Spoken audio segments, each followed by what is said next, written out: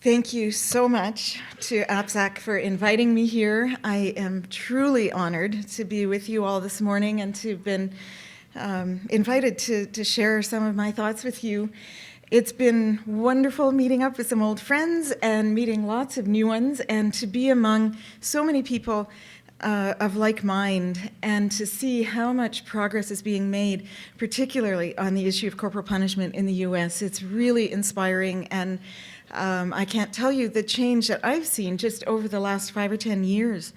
It's really very motivating to me and very exciting, and I congratulate you on all that you're doing. I thought I would start by answering the question on most people's minds, which is, where on earth is Winnipeg, Manitoba? Well, it's right there. It's due north of the famous Fargo, North Dakota, and it is actually the center of North America. So, yes. And I've lived there for about 30 years, but I didn't always live there. I grew up in Windsor, Ontario, which is across a very narrow river from Detroit. So I grew up with American news, and I still don't understand the metric system. And we actually, my mother-in-law used to ask, oh, if it's 30 degrees there, like, what's that in American? So I've always felt a little bit American. And I'm going to take you back to my childhood a little bit, because I think that it can maybe help with an analogy that I would like to explain today. I was a very, very fortunate child. I grew up with great love, security. I was never hit. I was one of the lucky ones, and I never even knew that children got hit, actually, until I was in about grade 6, and my best friend arrived on my doorstep, and she had just been beaten by her father. And this was such a shock to me, and I think it was one of the things that led me on this path that I've been on now for quite some time. But my parents were both school teachers, and that was really a lucky break, because we could take off the whole summer together. We always spent all of July and August traveling in my dad's old Starliner. And that was some car. I loved that car. It had stars on the back, and it was very, very cool. And so every July 1st, we would pack up our little 17-foot Shasta trailer. We would pile in to the Starliner, and we would take off across Canada and the US for 2 months straight, every summer, from the time I was 3 till I was in my early 20s. I could not give that up. Eventually, we got a bigger trailer, but this one was my favorite, actually. So we traveled thousands of miles every year, and we were in that beautiful car. And I want you to now just take a look inside that car. And what do you notice? Do you notice anything? Seatbelts, you're good, yes. So we traveled thousands and thousands of miles with my sister and me in that back seat, upside down, legs out the window, monkeying around, poking and fighting and singing and just, being, like lots of activity. And we were never in a crash. And I stand before you today uninjured and alive and well, and my parents loved me. They loved me unconditionally. And they were doing this because they loved me, because they wanted me to see the world, because they wanted me to feel like a global citizen, because they wanted me to meet people from all over. And they didn't know that as soon as my dad turned those keys on, we were at risk.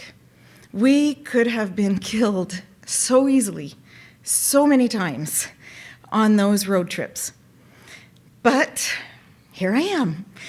In the background, though, what was happening was a lot of research was going on that was showing how dangerous this was, how many people were being killed and injured, and how much more dangerous it was for children to ride around unrestrained because of their smaller size and because they could be projectiles in a crash. And at that time, well, actually, it was even before we started our trips, in Sweden, which is, of course, often in the forefront of things, Niels Bohlin, who was a safety engineer for Volvo, invented the three-point seatbelt. And Volvo thought this was such an important invention that they actually made the patent open access to all car companies. They didn't see this as a territorial thing. They wanted to save lives. They made this available around the world. And so what happened was that the Swedes in particular started doing more research on the impact of these seatbelts, and they found that seatbelts reduced injuries to drivers and passengers by 48 to 63% and virtually eliminated fatalities. Huge, right? And you would think that everybody would jump on this. And they would instantly be putting those seatbelts in cars and everybody would be buckling up. Well, strangely enough, that's not what happened. In 1968, it took until 1968, after a lot of campaigning and a lot of research showing consistently how effective seatbelts were, that the US started to require seatbelts in all cars. So all car companies were required to install them. But state laws didn't require them to be worn. So Stacy, in her presentation yesterday, just talked about how her father cut the seatbelts out of their cars. And I remember someone that I rode with holding her seatbelt. She'd rather hold it than actually buckle it. There was great resistance to them. And by 1981, more than a decade later, only 11% of people in cars were actually wearing their seatbelts.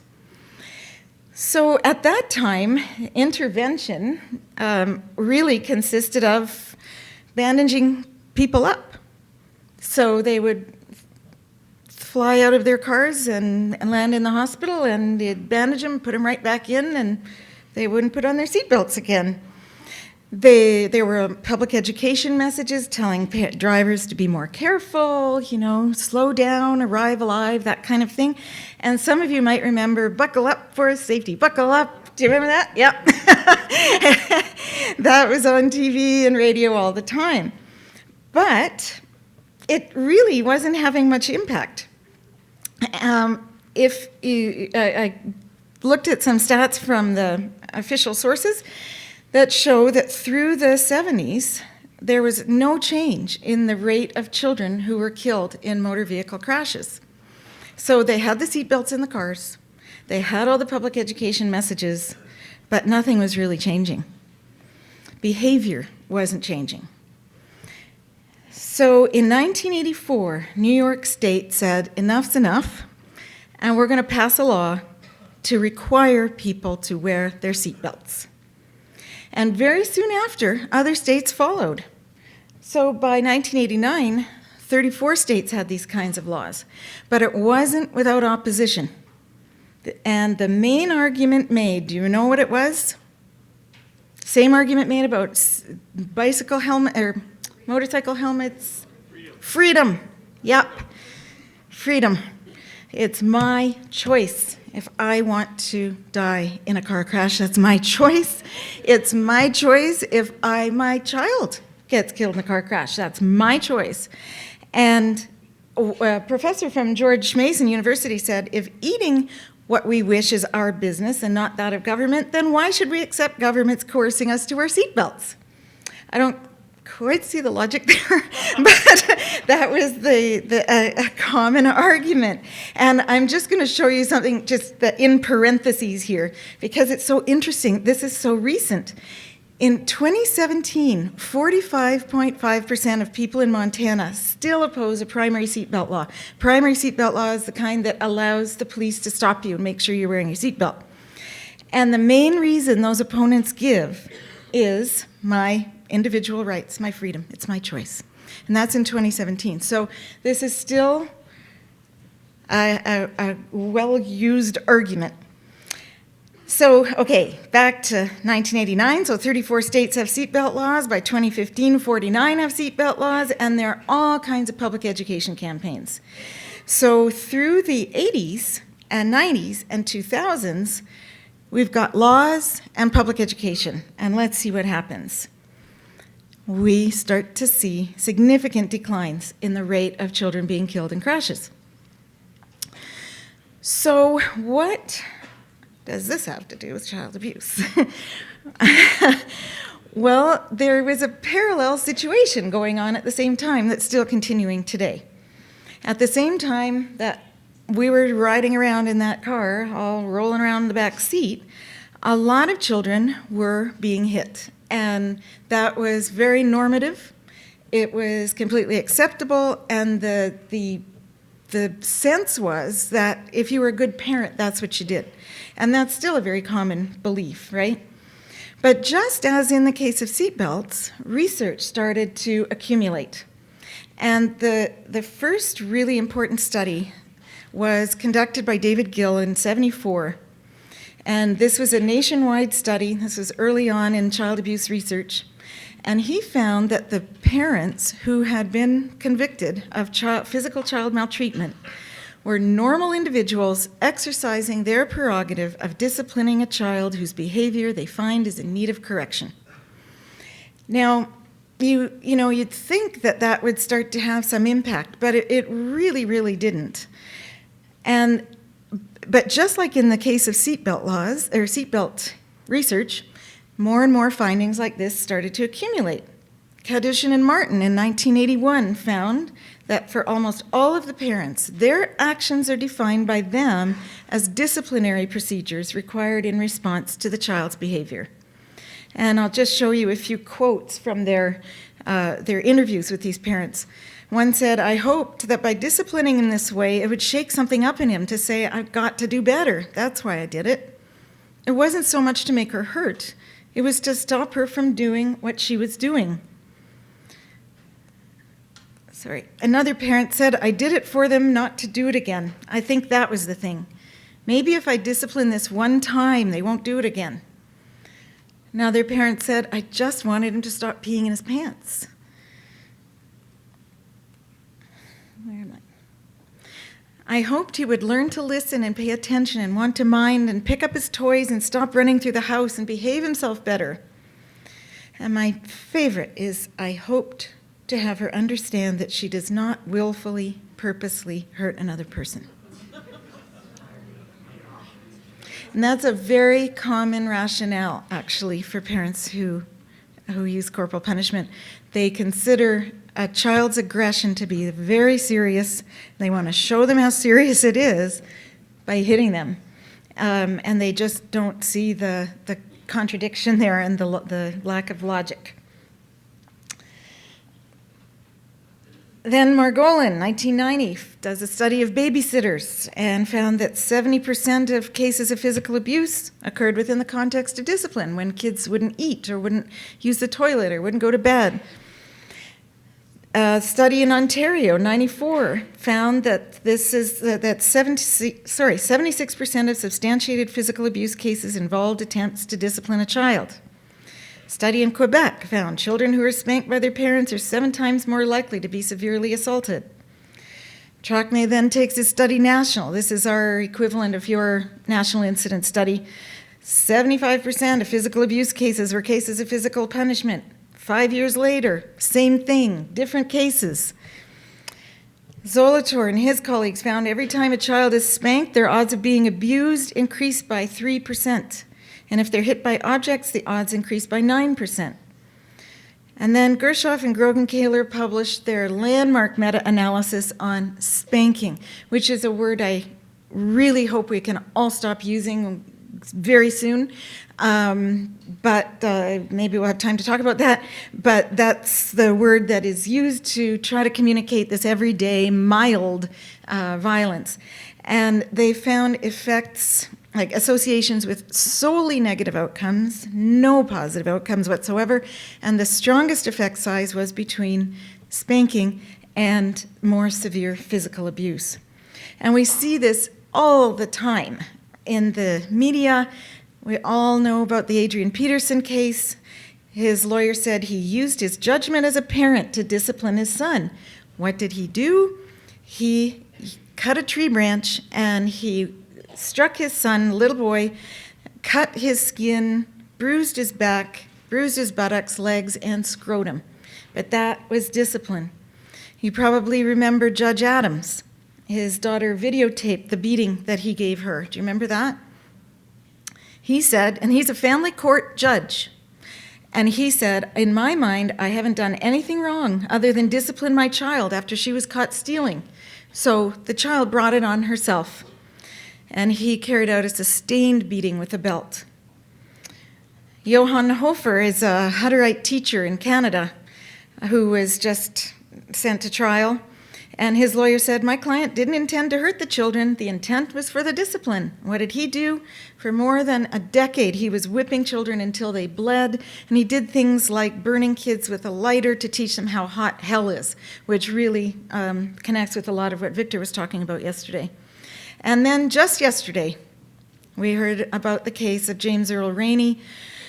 And his wife said it's wrong to put her husband in jail for something that's completely normal in their family. And what did he do? He repeatedly hit his 15-year-old son with a belt, leaving welts all over his body. He threw him around the room and he punched him in the face, and then he did it all again. And why? Because his son had snuck out of the house to go and see the stars, to look at the stars. So this is common, and this is time that we stop thinking about these two things as different. As there's discipline and there's abuse. That's not true. Most of what we call abuse is meant as discipline, and it can be on the wide range of acts. And it's not all hitting. It's kneeling on grits and kneeling on pencils and handcuffing kids to radiators, and it's beating them with every implement you can imagine, and it's making them stand in the hot sun and carry heavy bricks, or putting them out in the snow without shoes, or putting them under cold showers until they get hypothermia, all in the name of teaching them a lesson. And those are most of the children who arrive for autopsies have gotten there because their parents believed that it was effective and completely acceptable to hurt them physically to teach them a lesson. It was in 1997 that Richard Gelles said, we need to cancel the hitting license in families. And we still haven't done so. We're making headway, but we've got a long way to go in your country and mine. And I'm not here to criticize the U.S. in any way. I think you're actually making more progress than we are at this time. And you have fantastic coalitions growing, and you're having quite remarkable things going on here, and we have much to learn in Canada from what you're doing. But how do we really do this? How do we make it happen? Well, I'm going to take you again to Sweden. Sweden is known around the world for being a leader in child welfare and children's rights. And they are always way out in front. And so once again, they did it. They passed the world's very first law that prohibits all corporal punishment of children. And it doesn't matter who does it. It doesn't matter where the child is. It doesn't matter how old the child is, where they're hit, what they're hit with, how hard they're hit, how often they're hit. It doesn't matter. You don't hit a child in Sweden. Not going to tolerate that anymore. So they passed this law which says children are entitled to care, security, and a good upbringing. Children are to be treated with respect for their person and individuality and may not be subjected to physical punishment or other injurious or humiliating treatment. This law is historic for many reasons. First of all, it was the very first one of its kind. No country had ever written an explicit prohibition like this. Second, It's written from the point of view of the child. It's about what the child is entitled to. Our law in Canada is written from the point of view of the adult. The adult is justified in using reasonable force, defined by adults, to correct a child. But if we go back to Sweden, it's all about what the child is entitled to. And children are to be treated with respect. They're human beings. They're not lesser beings. They are people. And physical punishment is something that they are subjected to. It's not the right thing to do. It's not justifiable. It's not good for them. It's not a benefit. It's something they're subjected to, and it's in the category of humiliation. And really, that's largely what it is. When principals make children bend over and grab the legs of chairs and hit them on the backside, that is degradation. That's humiliation. That's telling you, you are nothing. And it's more about that in many cases than it is about the physical pain. I'll just contrast this Sweden's law with a couple state laws.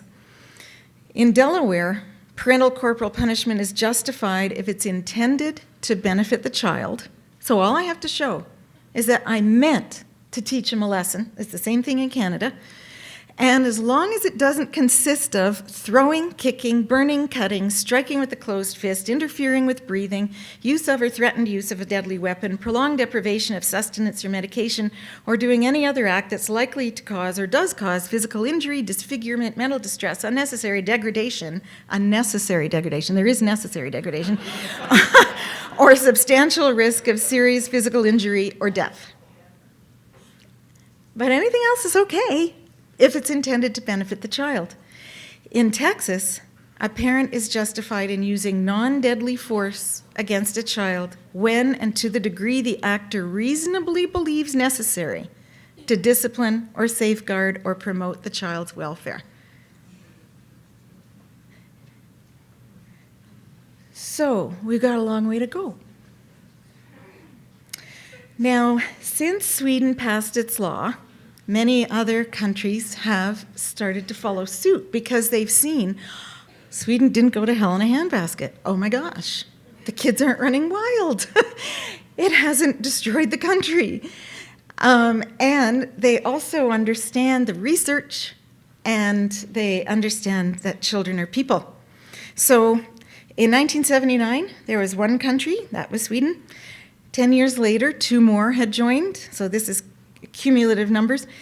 10 years later, another 2 had joined the list. And then that next decade, the governments really started to get it. And they also, the UN Secretary General's study on violence against children was underway. There was a lot more awareness about violence against children. And a whole lot more countries joined the list. And now, in the last decade, we've gotten up to 54. Now, some of you might say, isn't it 55? Those of you who have been really paying attention, because Japan just yesterday or the day before passed a law that might prohibit all corporal punishment, but the wording of it is not clear enough to really determine that. These laws have to be crafted very carefully so that they stand up in court, and the wording is just a little bit problematic. So there needs to be more clarification before we can add Japan to the list. These are the countries that have prohibitions.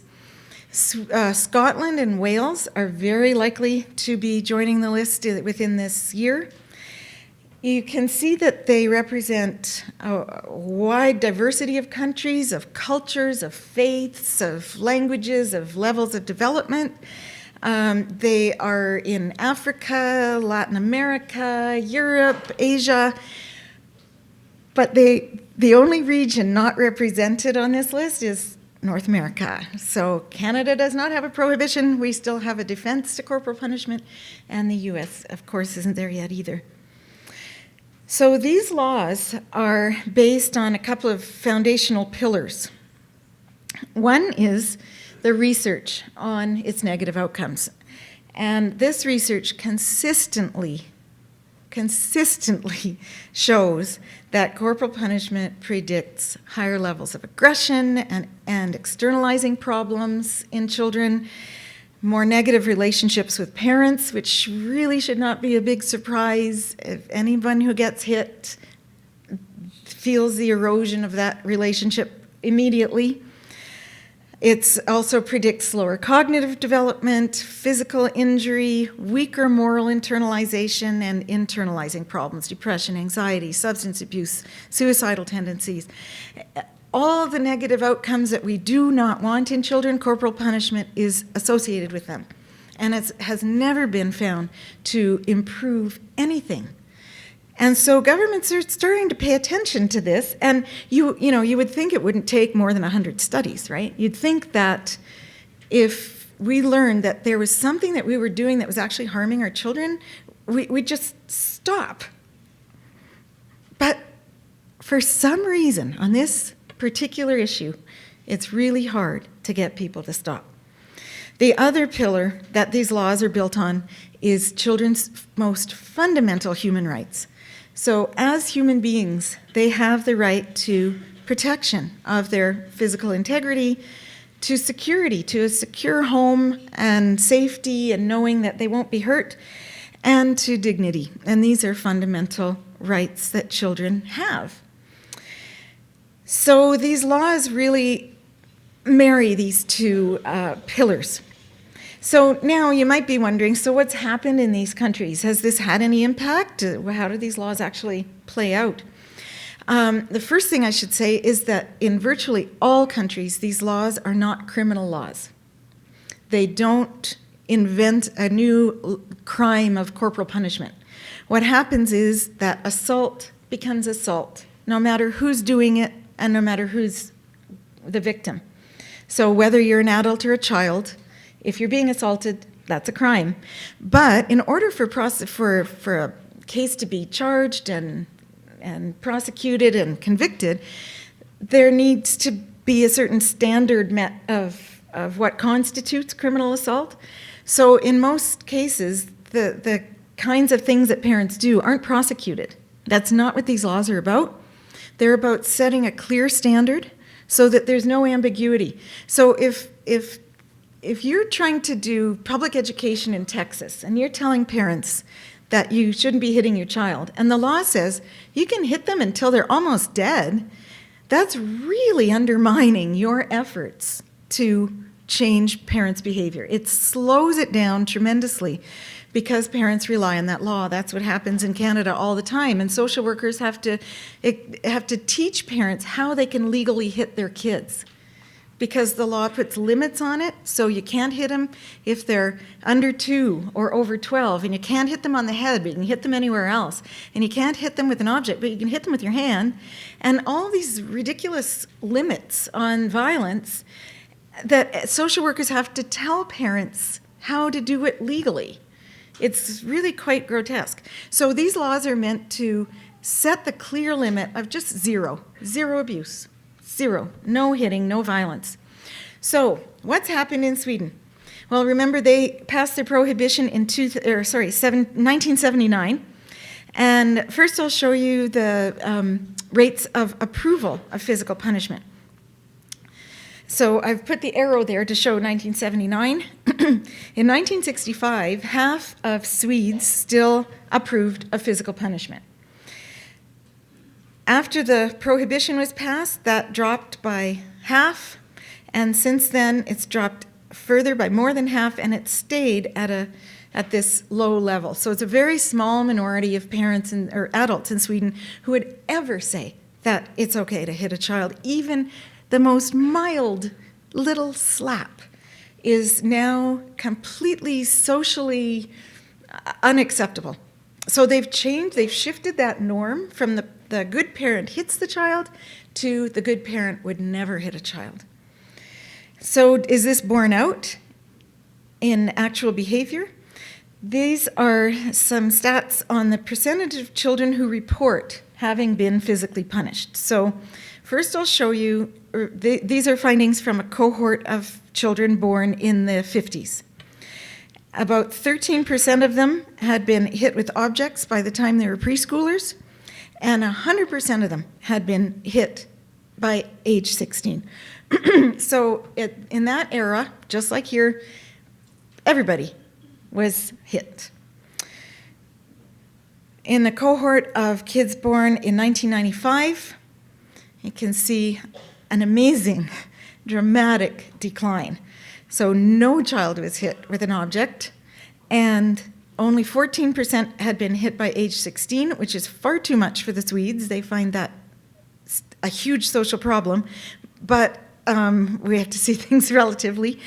The other thing is that of that 100%, those children were hit frequently and very severely.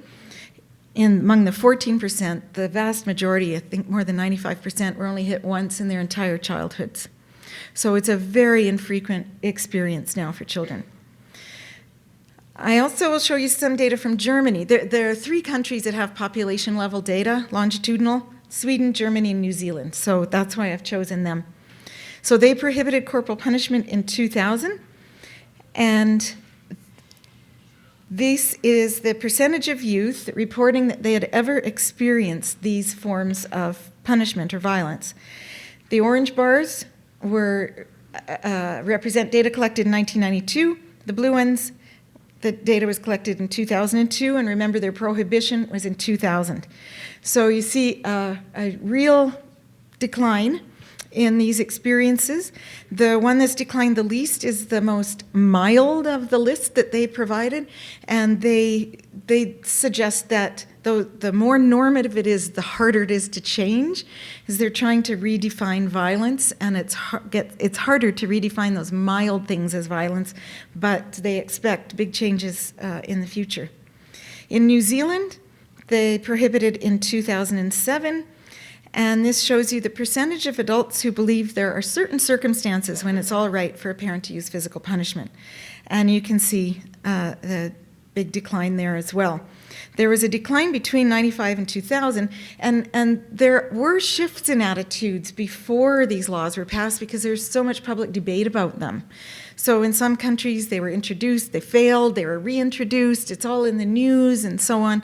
So you see shifts just as laws are being discussed because that raises awareness, but when the laws are passed you see further declines.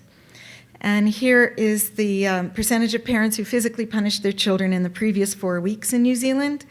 So again, their prohibition was passed in 2007, and you see a decline of almost a half by 10 years later. So what we know from the seatbelt research, from bike helmet research, from smoking, from all kinds of public health issues, is that what works best is a combination of law reform and education. And when these go hand in hand, we have the most impact. I want to just show you quickly a really interesting study that was done by a German team who wanted to look at the relative contributions of law reform and public education and see what makes the most difference. This is a really hard thing to do because you can't do a controlled study of entire countries, but they did their best to try to find countries to compare on these dimensions. So what they did was they chose countries where, like in Sweden and Germany, they had both a prohibition and a public education campaign. Austria, that had a prohibition but no public education. Spain had public education but no prohibition. And France, that had neither. They wanted to see, is there any difference in people's attitudes and behaviors in relation to how the country is dealing with this issue? They interviewed face-to-face 1,000 parents in each country, and they looked at a couple of things. One is the percent who defined various acts as violence. So watch this. This is very interesting. And in every variable they looked at, this is what they found. So remember, they're comparing countries with prohibition and public education, public education only, prohibition only, or neither. So in the countries with prohibition and public education, half of the parents they talked to said that giving a child a hard slap on the bottom was violence. In the country with only prohibition, that was the percentage was smaller. In the country with only public education, the percentage was smaller yet. And in the country with neither, it was about the same as the country with only public education. We see the same pattern in parents defining a slap on the face as violence. Then, if we look at the parents who report using physical punishment, we see the same thing again.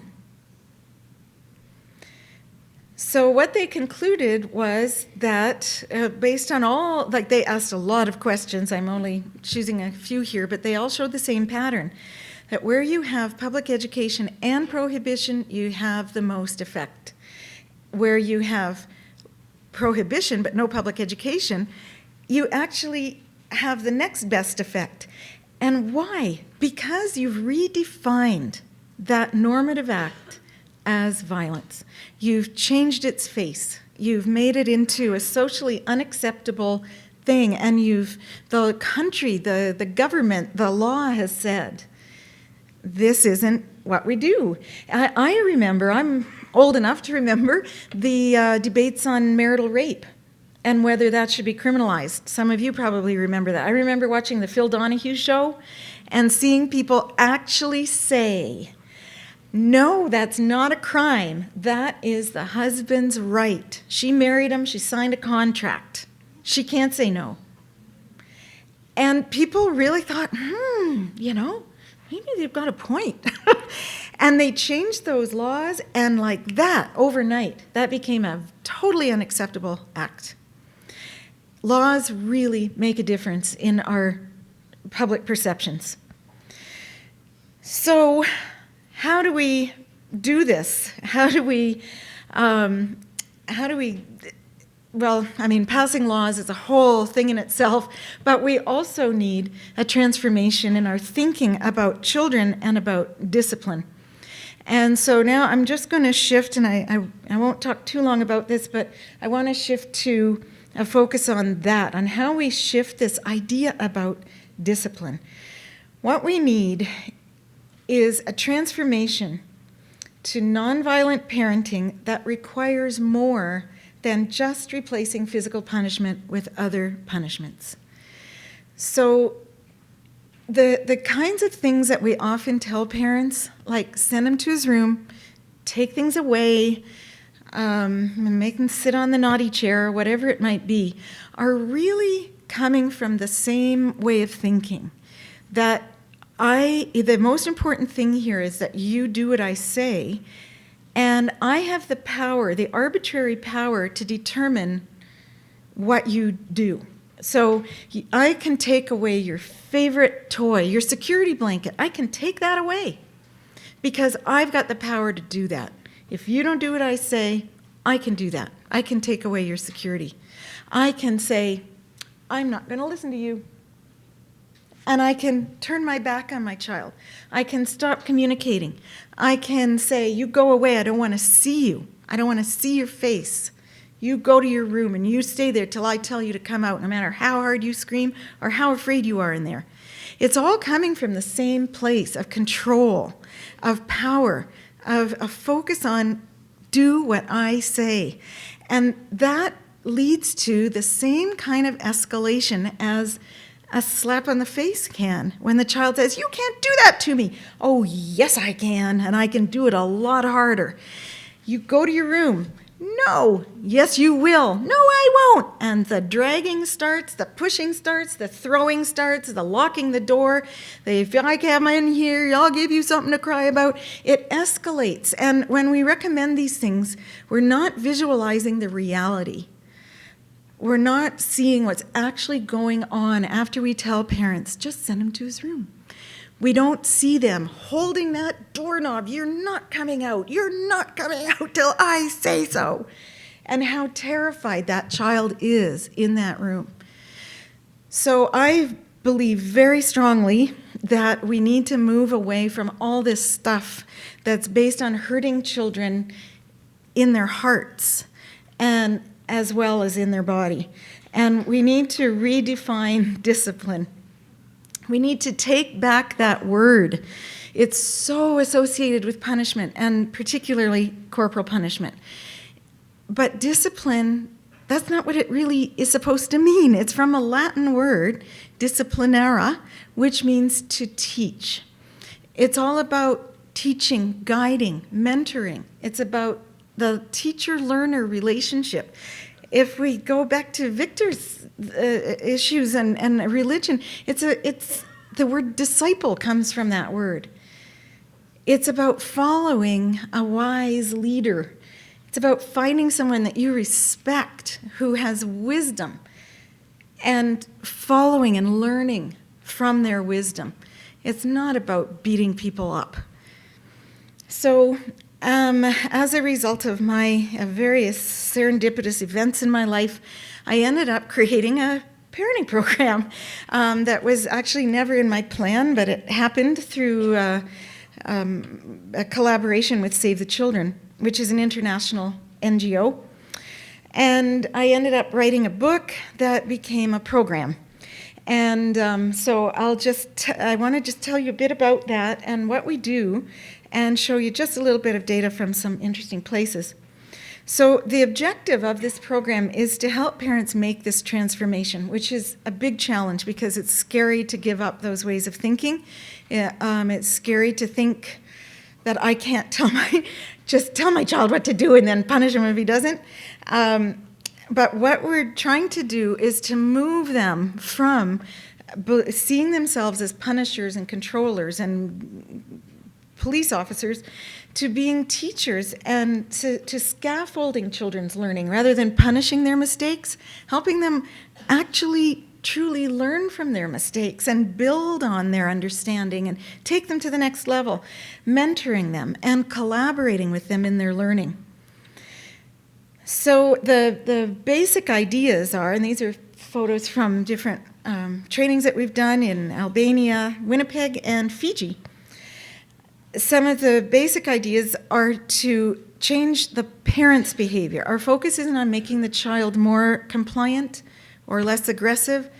Those problems often stem from the parents' approaches and their parents' coercive tactics. So the more somebody tries to coerce us, the more we resist.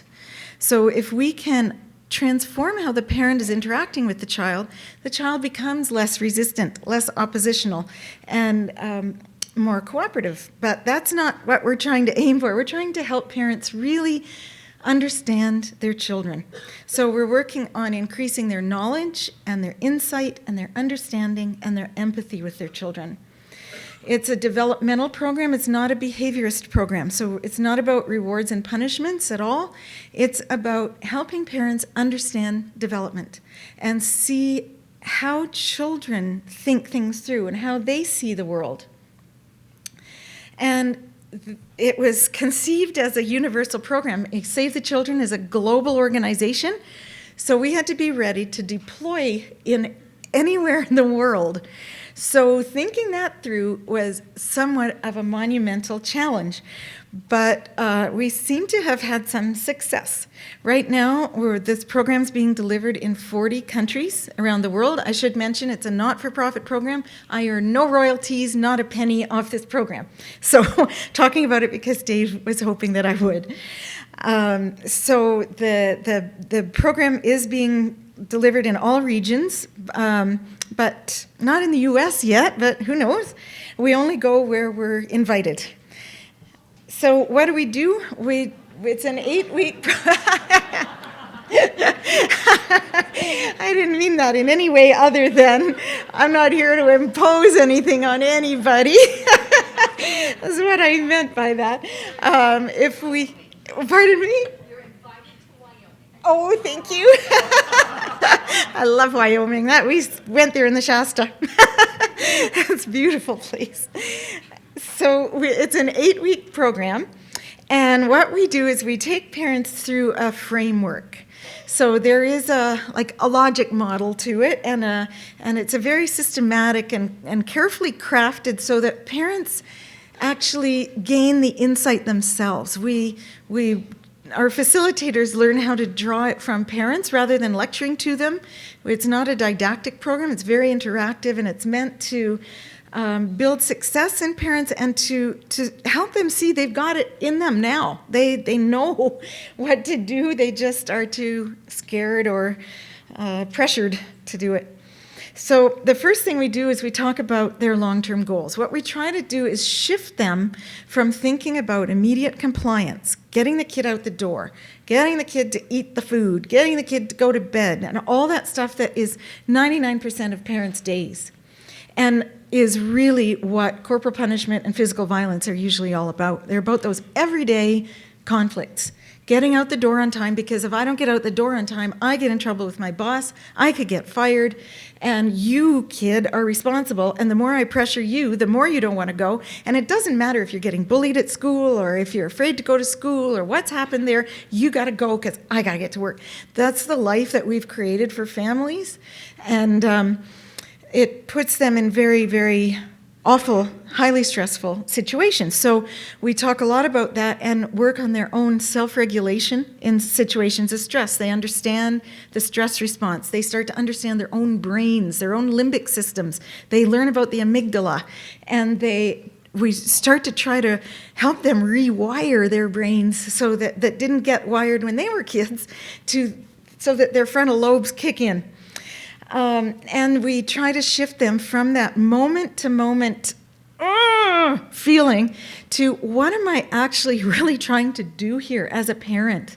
And we take them through exercises that help them think about what kind of person do I hope that this little child in front of me is going to be when they're 20.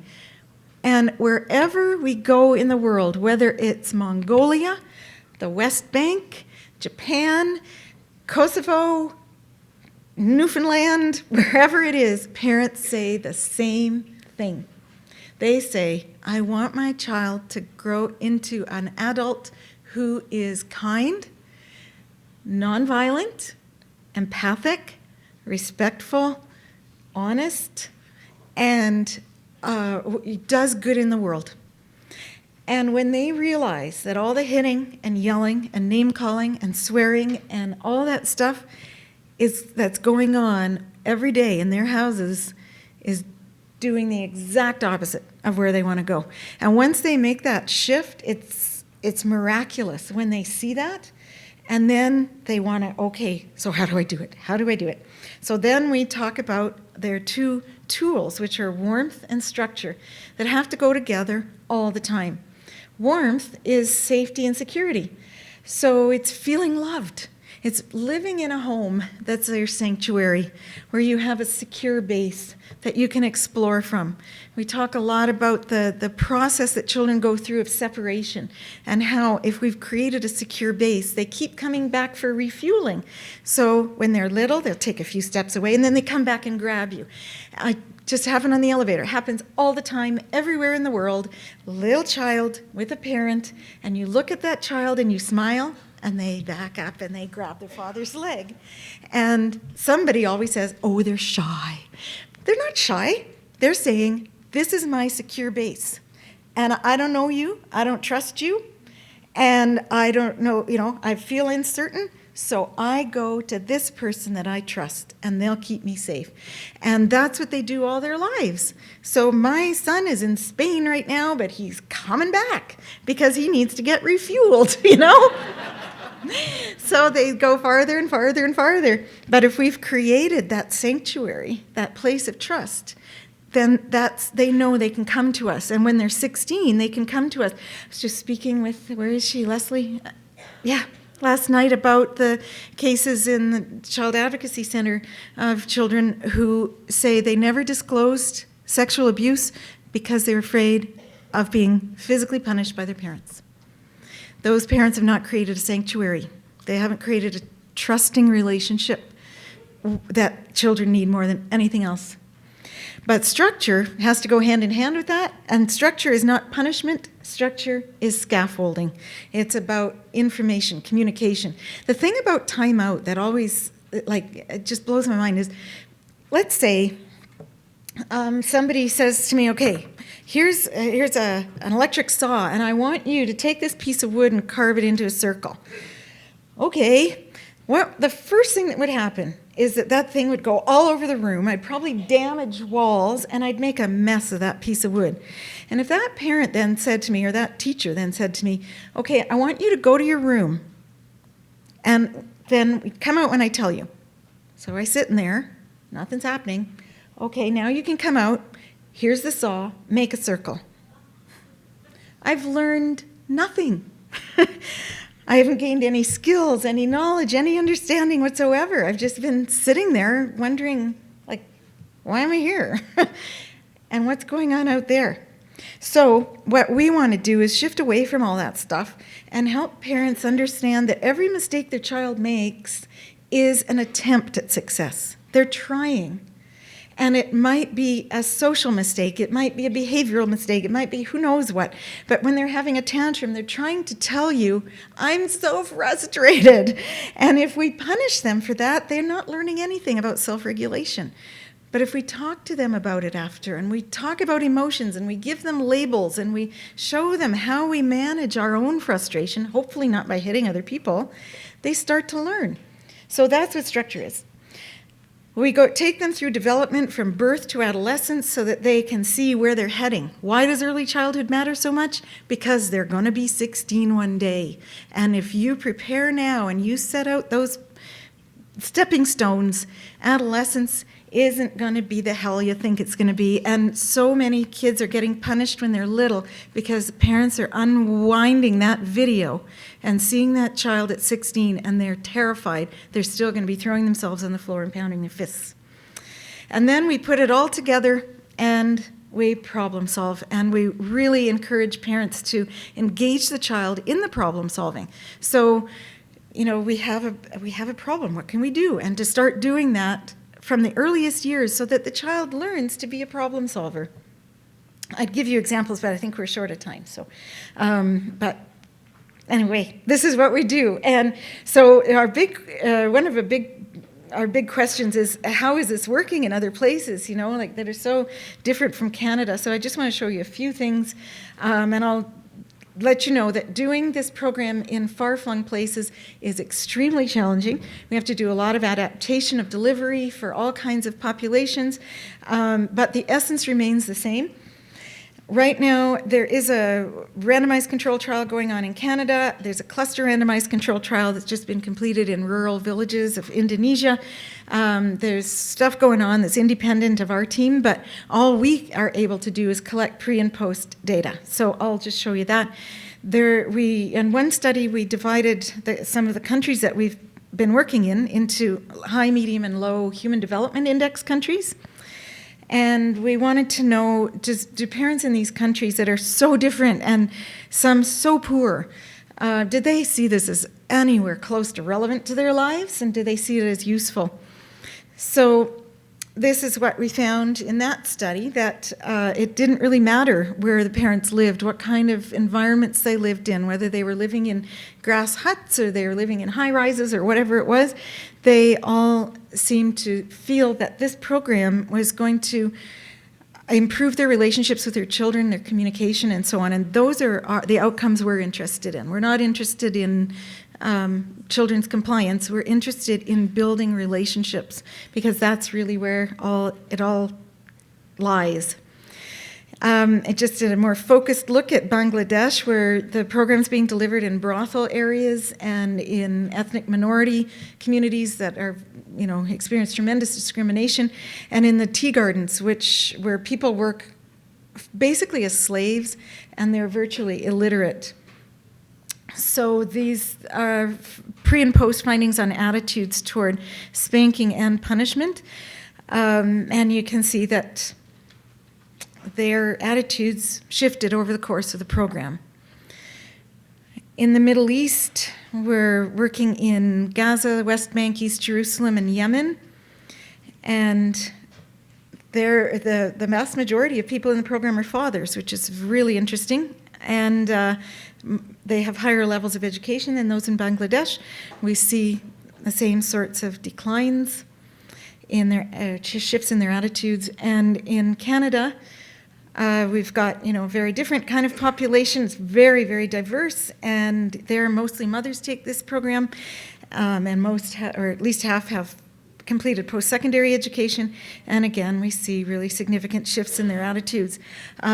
We're going to, maybe next time I'll have results of randomized controlled trials, but I tell you, that's a lot easier said than done.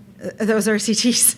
It is an incredible undertaking, and we call for them all the time, but we have no idea what it's like to do them in real life. And they also come with some real ethical concerns. I think when parents are coming for help and then you say, well, you're being randomized to a waiting list, and you might lose them at that moment. So there are real ethical issues about that kind of design, and I think we need to really start looking at alternatives.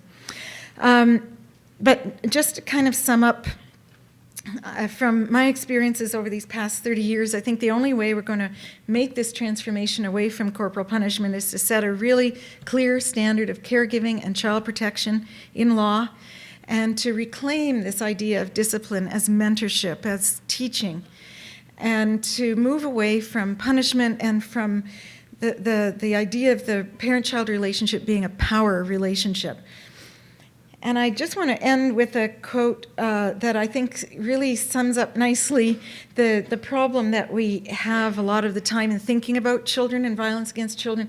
We often sort of utter the platitude, children are the future, and we have to care about children. Children are the future. And Paulo Pinheiro, who is the author of the UN World Report on Violence Against Children, said this: children are being tired of being called the future. They want to enjoy their childhoods free of violence now.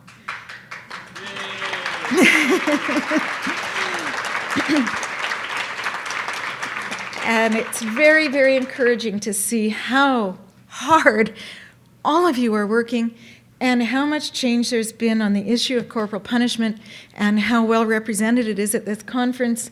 And I just encourage you to take on that seatbelt, take the right to protection and the research on corporal punishment, put it together, and campaign your brains out until we get this done.